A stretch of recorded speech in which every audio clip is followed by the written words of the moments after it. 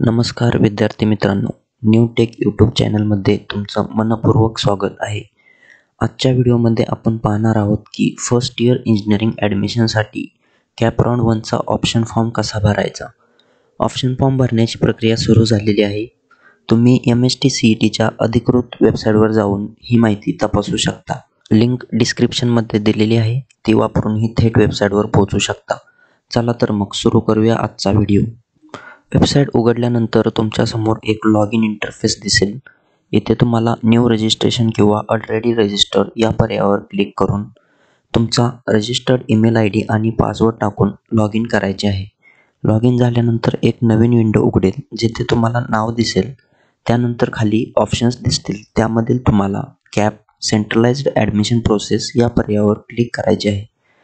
Click केल्यानंतर एक popup उघडेल.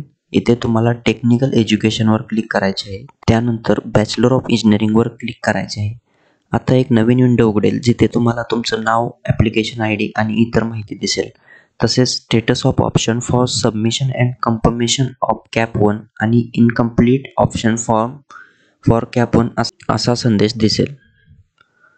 ऑप्शन फॉर्म भरण्याची प्रक्रिया पुढील प्रमाणे आहे. लेफ्ट साइड बारमध्ये fill/edit ऑप्शन फॉर्म असा पर्याय असेल, त्यावर क्लिक करा. नवीन विंडोमध्ये आता तुम्ही कोणते कोर्स हवे आहेत ते सिलेक्ट करू शकता. त्यानंतर युनिव्हर्सिटी सर्च, डिस्ट्रिक्ट सर्च आणि इन्स्टिट्यूट डिटेल्स हे इनपुट बॉक्स दिसतील. इथे आवश्यक माहिती भरून सर्च इन्स्टिट्यूटवर क्लिक करा. जर डिस्ट्रिक्ट टाकून सर्च केलं तर त्या जिल्ह्यातील सर्व कॉलेजेस दिसतील. कॉलेजच्या शेजारी असलेलं चेक बॉक्स क्लिक करून तुम्हाला हवे असलेले इन्स्टिट्यूट आणि ब्रांचेस निवडा. तुम्ही निवडलेले कॉलेज आणि ब्रांच चॉईस कोड सह दिसतील. ॲड सिलेक्टेड ऑप्शनवर क्लिक करा. सर्व निवडलेले ऑप्शन खाली लिस्टमध्ये दाखवले जातील. जर एखादे इन्स्टिट्यूट हटवायचं असेल तर डिलीट सिलेक्टेड ऑप्शन वापरू शकता. सर्व आवश्यक ब्रांच आणि कॉलेजेस निवडून झाल्यानंतर सेव्ह अँड प्रोसीडवर क्लिक करा. नवीन विंडोमध्ये तुम्हाला प्रेफरन्स सेट करायचा आहे. तर नवीन विंडोमध्ये राईट साईडला सेट प्रेफरन्सचा पर्याय असेल. ज्या क्रमाने तुम्हाला ॲडमिशन घ्यायचं आहे त्या क्रमाने ऑप्शन्सवर क्लिक करत प्राथमिकता सेट करा, म्हणजेच प्रेफरन्सेस सेट करा. फर्स्ट क्लिक केलेला प्रेफरन्स 1, सेकंड क्लिक केलेला प्रेफरन्स 2, अशा प्रकारे सर्व प्रेफरन्सेस सेट करा. प्रेफरन्सेस पूर्णपणे सेट झाल्यावर सेव्ह अँड प्रोसीडवर क्लिक करा.